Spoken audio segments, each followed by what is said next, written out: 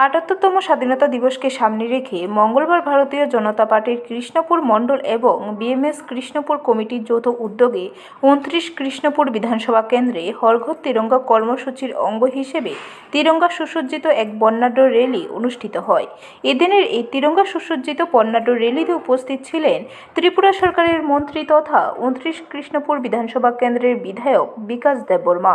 মন্ত্রী ছাড়াও এদিনের এই র্যালিতে উপস্থিত ছিলেন ভারতীয় জনতা পার্টির খোয়াই জেলার সম্পাদক বিজন কর, বিএমএস কৃষ্ণপুর কমিটির সভাপতি রাজু দে সহ ভারতীয় জনতা পার্টির অন্যান্য নেতৃত্বরা।